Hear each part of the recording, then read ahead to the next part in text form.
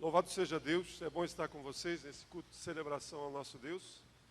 E quero dizer a todos vocês que são bem-vindos para juntos celebrarmos a esse Deus que tem sido bom para conosco e a sua misericórdia tem nos alcançado. Eu queria que você abrisse a sua Bíblia no livro de Josué. O livro de Josué é o 6º livro, logo depois de Deuteronômio, um pouquinho antes de Juízes. Nós vamos estar meditando num texto que se encontra no capítulo 24 de Josué.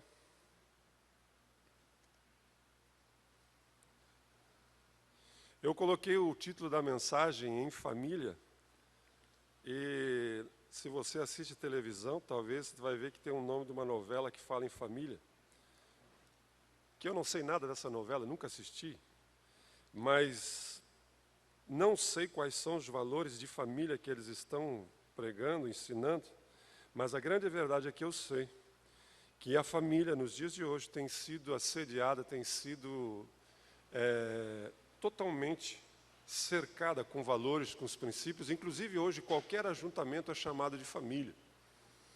E a gente percebe que esse não é o projeto de Deus, não é o propósito de Deus para a família. E essa noite eu gostaria de compartilhar com vocês esse texto que fala de a experiência de um homem chamado Josué. Capítulo 24 do livro de Josué, do verso 14 ao verso 18. Diz assim: Agora temam o Senhor e sirvam-no com integridade e fidelidade. Joguem fora os deuses que os seus antepassados adoraram além dos Eufrates e do Egito, e sirvam ao Senhor. Se, porém, não lhes agrada servir ao Senhor, escolham hoje a quem irão servir. Se aos deuses que os seus pais serviram além do Eufrates, ou aos deuses dos amorreus em cuja terra vocês estão vivendo. Mas eu e a minha casa serviremos ao Senhor. Mas eu e a minha família serviremos ao Senhor. Então o povo respondeu: longe de nós abandonar o Senhor para servir outros deuses. Foi o próprio Senhor, o nosso Deus, que nos tirou, a nós e a nossos pais do Egito, daquela terra de escravidão, e realizou aquelas grandes maravilhas diante dos nossos olhos. Ele nos protegeu no caminho e entre as nações pelas quais passamos. Além disso, o Senhor expulsou diante de nós todas as nações, inclusive os amorreus que viviam nessa terra. Nós também serviremos ao Senhor, porque Ele é o nosso Deus. Aleluia. A grande verdade que esse texto de Josué, especialmente no verso 15, quando ele diz: olha, escolham hoje a quem vocês vão servir, mas eu e minha casa serviremos ao Senhor. Eu e minha família serviremos ao Senhor. É um texto que, se a gente parar, eu não sei você, e olha para essa realidade que Josué faz uma afirmação tão categórica, tão firme diante de uma nação, aproximadamente mais de 2 milhões de pessoas, e ele pode abrir a sua boca e dizer: eu e a minha casa serviremos ao Senhor. E quando ele falava de casa naquela época, ele não estava falando da esposa e dos filhos, ele estava falando de todo um clã que dependia, que estava sobre a sua orientação. Quando a gente depara essa realidade, às vezes a gente se sente um pouco pequeno, um pouco frágil, porque a grande realidade, eu sou pai de 4 filhos. E digo para vocês que, com a graça de Deus, continuo orando pelos meus filhos, pelos meus futuros genros, pela minha futura nora, para que Deus me dê a graça de poder ver os meus filhos andando no caminho do Senhor, servindo ao Senhor, porque eu quero me alegrar vendo os filhos, dos meus netos, também servindo ao Senhor. Mas eu sei que existe hoje uma tendência, uma influência, hoje o sistema em que nós estamos inseridos, a cultura que está inserida hoje, muitas vezes a gente não tem como fazer uma afirmação categórica como Josué: eu e minha casa servimos ao Senhor. A gente se sente pequeno diante dos desafios de criar filhos, de ter um casamento, na realidade de hoje. Por isso, eu gostaria que você, nessa noite, deixasse que esse texto da palavra de Deus pudesse entrar no seu coração. Talvez você seja um pai, talvez você seja uma mãe, talvez você seja um esposo, uma esposa, talvez você seja filho, talvez você não seja nem casado ainda, mas a grande realidade é que todos nós fizemos parte de uma família e iremos, amanhã depois, fazer parte de uma família. E que verdadeiramente nós possamos compreender o que Deus quer que aconteça na minha, na sua, nas nossas casas. A primeira coisa que nos chama atenção nesse texto é que ele está falando a uma nação. Ele não está falando a uma congregação ou a uma igreja. Ele não está diante de um povo como esse, num culto. Ele está diante de uma nação e ele diz, olha, é importante, é crucial. Se você ler todo esse capítulo 24, você vai ver que muitas vezes ele fala em algumas traduções em antepassados, em outras traduções ele fala de pais. Então a gente percebe que a família, ela tem um lugar extremamente importante, imprescindível na construção da nação de Israel. Nós sabemos que a família está no projeto de Deus para a sociedade, para a comunidade, para a nação. E aqui nós percebemos que Deus está dizendo a mim e a você que a família tem lugar extremamente importante para que a nação, para que o povo, para que a sociedade, para que a comunidade tenha uma vida saudável. Nós temos que admitir que a nossa nação, Brasil, não vai bem, não. Nós temos que admitir que as coisas não estão melhores do que estavam alguns anos atrás, antes de que determinado partido assumisse o governo. Não importa que seja o partido A, B, C, D, vai continuar a mesma coisa enquanto a família não estiver vivendo os valores, os princípios que Deus estabeleceu para a família. Então a gente percebe que a família no projeto de Deus deveria ser, ou deve ser, o lugar da experiência da fé. O lugar aonde nós pudéssemos usufruir do propósito sublime de ser um ambiente propício para crescermos na fé. Em outras palavras, para que todos os membros da família, seja um papai, seja a mamãe, seja o marido, seja a esposa, seja os filhos, até mesmo a sogra, conheçam a Deus. Esse é o projeto de Deus para a família, que no seio da família a fé fosse acrescentada. Gente, alguns estudiosos, alguns pesquisadores ficam, vamos dizer assim, um tanto quanto assustados com o crescimento da religião islâmica. Mas quando você vai perceber o que está por trás da religião islâmica, você percebe que existe uma influência muito grande dos pais sobre os filhos. Eles rezam, eles oram tantas vezes por dia. Eles fazem 1 mês de jejum por ano. Eles têm uma prática, e isso é inculcado na vida dos seus filhos. Então eles percebem que a sua religião, a sua religiosidade, ela precisa ser desenvolvida no ambiente da família, da casa. A casa deveria ser o lugar onde a gente experimentasse a fé. Quantos daqui nasceram num lar cristão, hoje são cristãos porque os seus pais eram cristãos? Levanta a mão aí. Tem muita gente. Aleluia, graças a Deus que você cresceu em um ambiente onde a experiência da fé fez com que você conhecesse a Cristo. Agora, a grande questão é que nós precisamos entender que é óbvio que não existe cristianismo de segunda mão. Deus não tem neto, não. Deus não tem afilhado, Deus só tem filhos. Então, filho de crente não é crentinho, filho de batista não é batistinha, não.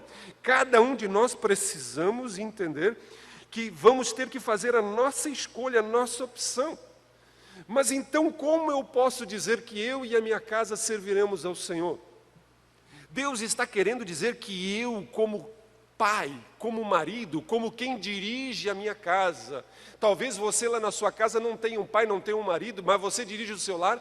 Nós precisamos assumir o compromisso de fazer com que as nossas vidas sejam evangelizadoras, que a nossa vida influencie os nossos filhos, o nosso lar, a ter uma experiência de fé com Deus. Esse é o objetivo de Deus. Por isso que Josué está agora dizendo diante de toda uma nação.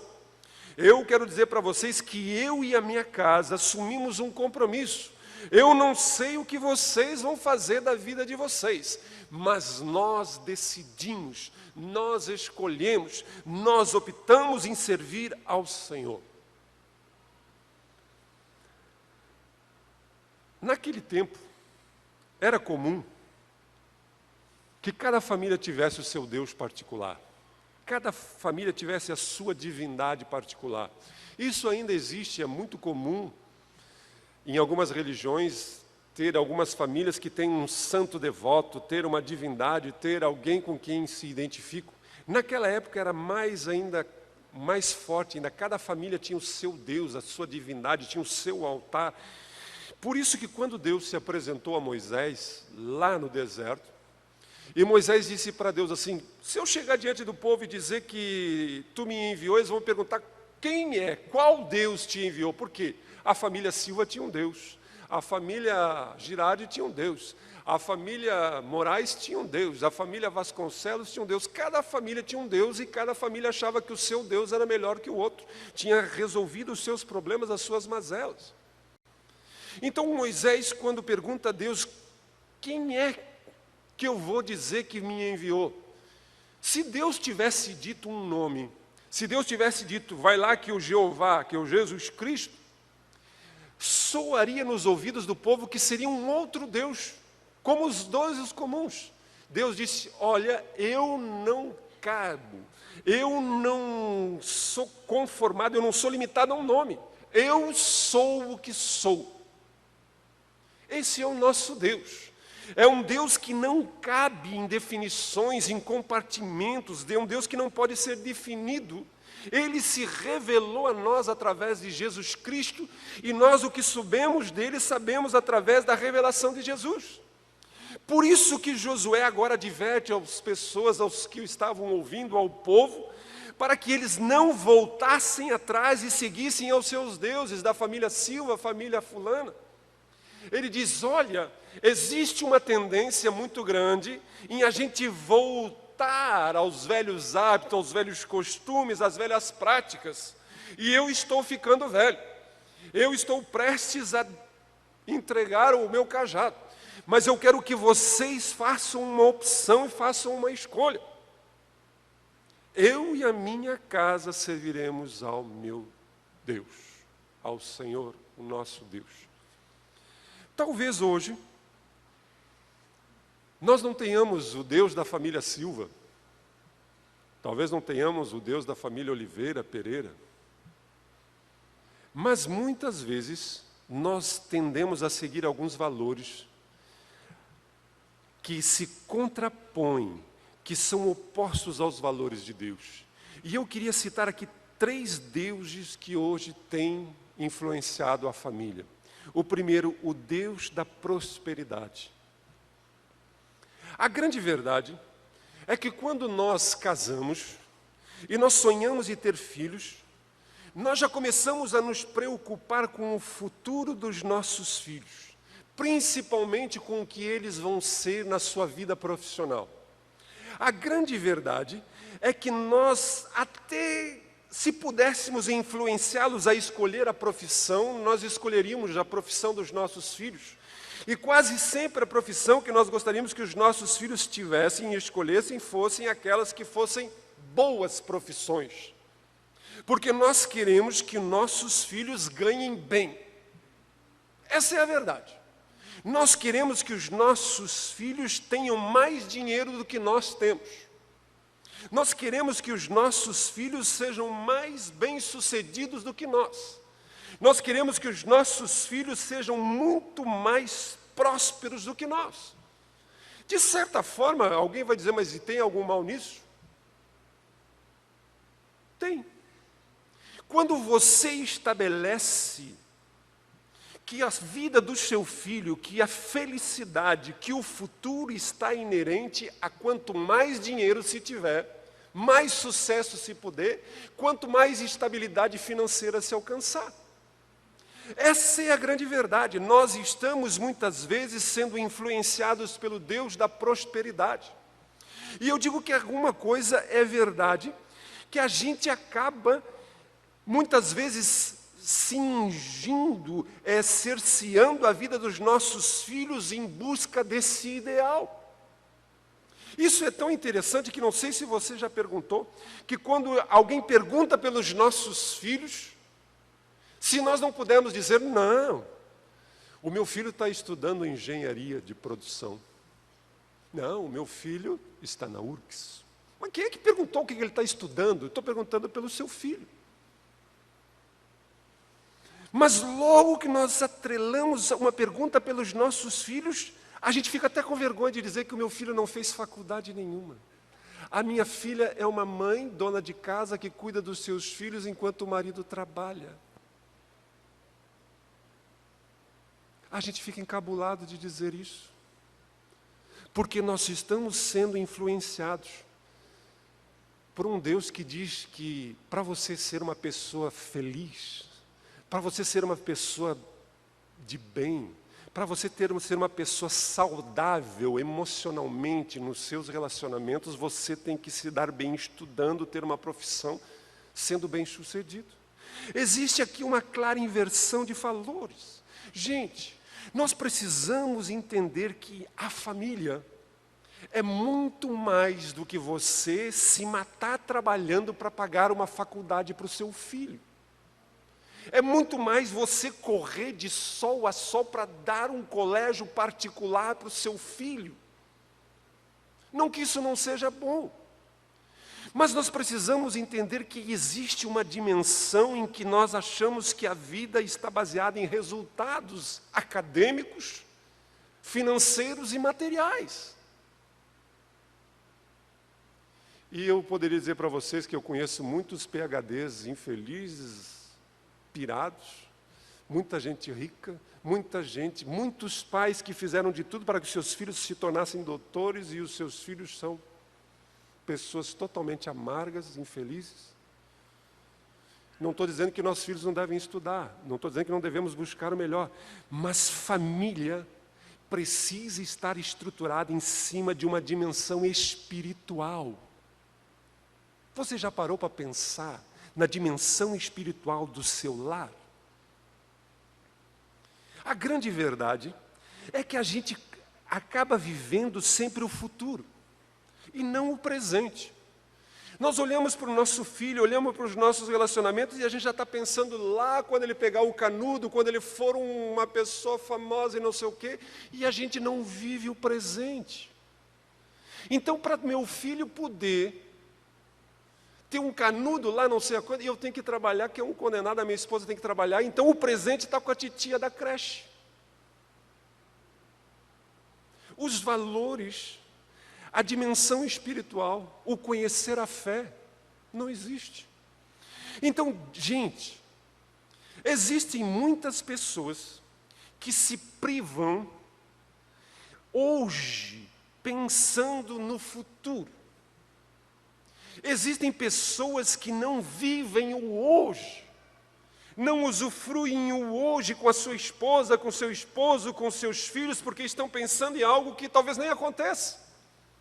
Mas estão se privando do necessário hoje, no presente. Adquirem um estilo de vida tão espartano, tão econômico, tão preso, porque estão pensando no que vai vir no futuro como se fossem viver 130, 140, 150 anos. E acabam deixando de viver a dimensão espiritual dos relacionamentos na sua casa. Gente, seria triste. Seria não, é triste. Você perceber as estatísticas de pais crentes que não conseguiram criar um ambiente familiar de experiência de fé. O que tem de filho de crente que não conhece a Deus e que odeiam a Deus, odeiam a igreja, não querem saber, simplesmente inclusive alguns se revoltam tanto que vivem fazendo tudo aquilo que o diabo gosta, como se diz. Porque os seus pais não conseguiram criar no lar um ambiente, uma dimensão espiritual para a família. O Deus da prosperidade. Mas não apenas o Deus da prosperidade, existe um outro Deus que é o Deus do individualismo. É aquele individualismo doentio, aquele individualismo atrofiado, aquele individualismo que faz adoecer. É aquele individualismo que rouba qualquer projeto familiar. Hoje, quem entra em Facebook, na internet, vai ver que existe, às vezes, muitas fotos. Esses dias eu vi um artigo mostrando assim, vejam as fotos, os acontecimentos que estão destruindo os relacionamentos. Daí aparece dois casais de namorado, em vez de estar conversando, eles estão no celular. A família sentada numa sala, um está olhando a televisão, o outro no celular. A gente percebe que hoje existe um incensamento, uma elevação dos projetos individuais. As pessoas se casam, as pessoas vivem na família, mas cada um por si. Cada um tem o seu projeto, tem o seu espaço, tem os seus objetivos, tem a sua maneira de ser. Então, na verdade, as casas não são mais lares, são residências. As famílias não são mais famílias, são pensões. São onde eles têm algum momento debaixo do mesmo teto. Mas não existe mais projeto familiar. Não existe mais o compartilhar. Não existe mais a interação de alma, de projetos, de sonhos, de objetivos. Não se faz mais nada coletivamente falando. Até mesmo, às vezes, marido e mulher, para sair junto, eles têm que observar as suas agendas. Porque a sua agenda da mulher, às vezes, não permite sair com o marido não pode sair com a mulher porque tem agendas distintas. Pais com filhos, então, nem se fala. Porque cada um está cuidando da sua vida. A Bíblia diz que quando Caim matou Abel, e Deus foi ter com ele, e perguntou: Caim, onde é que está Abel? Ele olhou para Deus e disse assim: Tchê, por acaso sou eu tutor do meu irmão? Por acaso eu estou vivendo a minha vida, não tenho nada, ele que sei eu. Esse mesmo pensamento, essa mesma síndrome de Caim continua hoje presente nos relacionamentos. As pessoas vivem como se elas não têm responsabilidade, compromisso, elas não precisam ser guardador de ninguém. Gente, já foi dito e já foi se falado que ninguém é uma ilha, e principalmente no que tange a vida familiar. É óbvio que nós precisamos aprender a respeitar a individualidade de cada um, mas a família é o ambiente aonde a gente se torna companheiro, aonde a gente verdadeiramente vive um relacionamento verdadeiro, aonde existe afinidade, ajuda, aonde existe uma ligação de alma. Hoje as coisas são tão fúteis que eu digo para vocês assim, ficar longe da família para alguns é um maior prazer. Ficar longe do papai, longe da mamãe, longe dos irmãos, preferem estar em qualquer outro lugar do que em casa. Porque as pessoas simplesmente só são família na hora de tirar uma foto e postar no Facebook. Porque fora isso não tem mais tempo. Cada um está vivendo a sua vida servindo ao Deus da individualidade. Mas não apenas o Deus da prosperidade quanto da individualidade, mas o Deus da irresponsabilidade. A grande verdade é que nós, pais, gostamos de pensar que os filhos são sempre irresponsáveis. Achamos que sempre os nossos filhos são cabeça oca, cabeça avoada, mas, na verdade, muitas vezes os pais são irresponsáveis quando transferem a sua responsabilidade para outros. Quando aquilo que deveria competir a eles, compete a eles, a desenvolver, criar, eles passam para outros. É impressionante a quantidade de pessoas que transferem as suas responsabilidades para outras pessoas. As suas responsabilidades familiares se fingem de morto, é muito mais fácil. Eu me lembro de uma vizinha que nós tínhamos que ela preferia deixar os filhos na rua porque não incomodava ela, principalmente quando o marido chegava em casa. É melhor estar na rua porque daí fica em casa, fica incomodando, então fica na rua. Porque ter uma criança dentro de casa, ter filhos dentro de casa, traz estresse. Quantos estão deixando que o Deus da irresponsabilidade faça com que eles abram mão da sua responsabilidade como pai? Como pai. Gente, é impressionante, eu quero dizer para vocês, até pessoas que não são crentes. Eu sou procurado seguidamente por pessoas que não são crentes, pessoas que não são membros dessa igreja, pessoas que não fazem parte da nossa comunidade, mas quando chega um determinado ponto que o filho sai do controle, o filho começou a se envolver em drogas, a filha começou a andar em alguns lugares de mal companhia, eles vêm aqui e eles dizem, eu preciso que vocês façam alguma coisa. Eu até venho na igreja, eu até venho num culto, mas me ajuda porque tem que fazer alguma coisa com meu filho. Não que nós não vamos orar, não que nós não vamos ajudar, mas muitas pessoas só se voltam para a igreja, para Deus, quando a coisa está desengringolando. Quando as coisas estão fugindo do controle. Muitos até chegam a se voltar para Deus, muitos até frequentam a igreja por causa dos seus filhos. Como se eles, os pais, não precisassem de Deus. Há um tempo atrás uma mãe me procurou, falou do filho. Eu disse, mas a senhora precisa vir também. Eu quero dizer para a senhora que nós vamos ajudar, vamos fazer, mas a responsabilidade é sua. Deus vai me cobrar de mim como pai, pela vida do Ezequiel, da Priscila, da Jéssica e da Gemima. E como marido da Eliane, não dos filhos de vocês. Nós, como igreja, temos uma geração futura.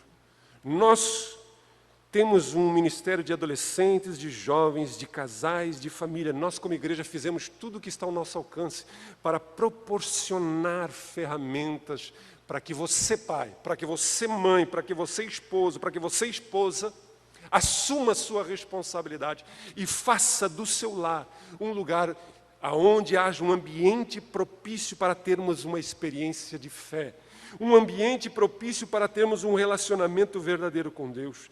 Por isso, Josué disse ao povo, olha, eu não sei qual é o Deus que vocês vão seguir, mas eu e a minha casa serviremos ao Senhor. Ele assumiu um compromisso. Será que hoje nós podemos assumir um compromisso como esse de Josué? Será que hoje eu e você podemos nos comprometer e dizer, eu e a minha casa serviremos ao Senhor? Se fôssemos olhar em certo sentido, não. Naquela época, o patriarca era chefe do clã, ele tinha poder de justiça, ele tinha poder de tudo, ele decidia todas as coisas e, inclusive, ele dizia o que podia e o que não podia. Hoje a realidade é um tanto quanto diferente. Hoje nós vivemos numa sociedade onde o respeito a cada membro da família precisa ter. Nós precisamos respeitar, mas a grande verdade é que nós precisamos entender que como pais temos um compromisso. É óbvio que cada um é responsável pelos seus compromissos. Deus não vai levar em conta a minha vida em relação às decisões que os meus filhos estão fazendo agora. Mas eu preciso entender que eu posso fazer como Josué. E eu queria desafiar você essa noite. Eu queria que você pensasse essa questão muito séria na sua vida. Porque a grande verdade é que a nossa casa, o nosso lar precisa ser um ambiente propício para a experiência da fé. E como Josué, nós podemos fazer um compromisso. Nós podemos desejar que nossa família sirva ao Senhor. Você deseja que a sua família sirva ao Senhor? Será que isso é fato? Ah, claro, pastor. Pare e observe o que prioriza o seu tempo. Pare e observe o que prioriza os seus dias de folga. Pare e prioriza o que você investe o seu dinheiro. Pare e investiga o que você alimenta a mente e a cabeça do seu filho. Ele passa a semana toda na frente de um videogame de violência, matando gente, atropelando gente, e daí ele vem uma vez por semana assistir uma escolinha que vai aprender uma história sobre a Bíblia. E você acha, fiz a minha parte, ele está aprendendo a Bíblia. Nós precisamos realmente perceber, nós desejamos que nossa família sirva ao Senhor? Você realmente deseja orar para que a sua família sirva ao Senhor?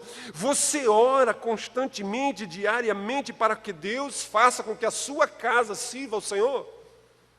Você tem prazer em servir ao Senhor? Você faz tudo o que está ao seu alcance para que a sua família sirva ao Senhor? São questões que nós temos que pensar. É isso que Josué estava dizendo. Eu fiz uma escolha. Eu fiz um compromisso. Gente, nós vivemos em uma sociedade pós-moderna em que hoje estão nos dizendo que nós devemos respeitar as vontades de uma criança. Às vezes eu vejo pais dizendo para filhos de 10, de 11 anos, ele não quer, então eu tenho que respeitar. E os filhos estão fazendo as coisas mais absurdas, fazendo as vontades mais absurdas, porque os pais estão simplesmente não se posicionando, assumindo a sua responsabilidade como pai. Nós precisamos nós mesmos servir ao Senhor. A maior forma de transformarmos a nossa casa é os nossos filhos olharem para nossas vidas e perceberem em nós uma paixão, um desejo, uma vontade de servir ao Senhor. Se o seu filho, se a sua esposa, se o seu esposo olhasse para você, veria em você um homem, uma mulher de Deus.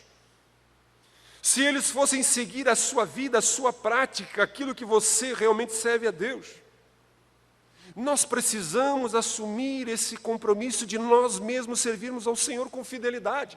E não com uma imposição, como um peso, mas como prazer. É o que o David acabou de falar aqui em relação à oferta.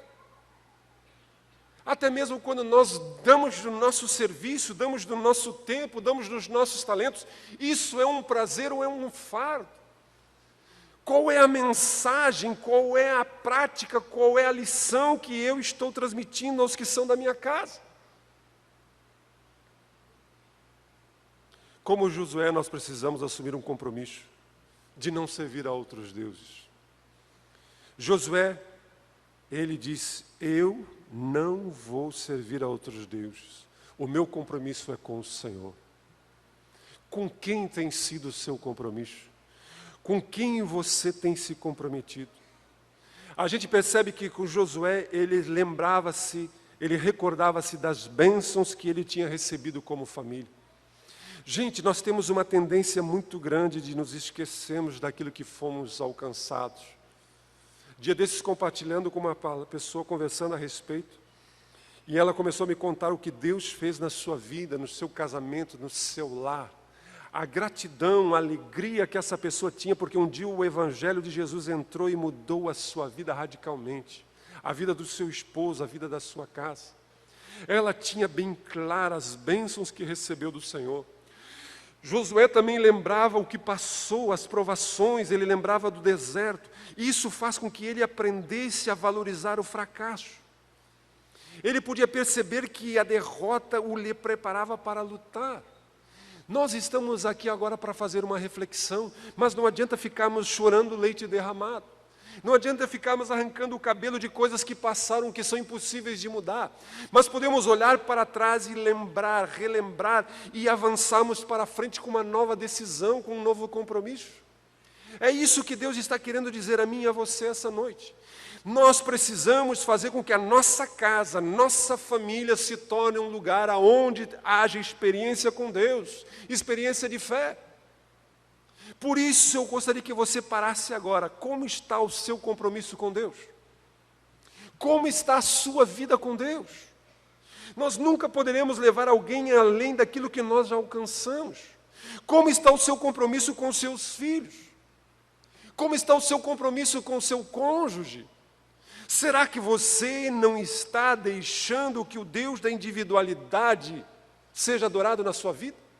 Será que você não está sendo influenciado e está cuidando da sua vida, da sua carreira, dos seus sonhos, dos seus projetos? Você não tem tempo?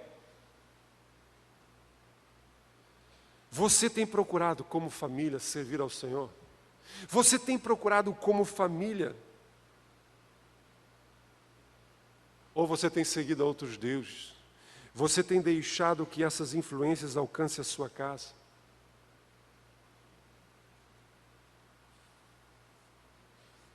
Você tem procurado o bem? Você tem estabelecido projetos para a família? Você é amigo dos seus filhos? Você é confidente de sua esposa, do seu esposo? Você tem realmente sonhos? Ou está acontecendo uma coisa com seu filho que você nem sabe, mas ele está com a cabeça meia virada? O que você está fazendo? Esteja onde você estiver. Eu gostaria que você fizesse um compromisso hoje com Deus. Prometa a Deus a começar de novo. Prometa a Deus, dizendo: Deus, eu quero assumir um compromisso de fazer com que a minha casa sirva ao Senhor. Muitos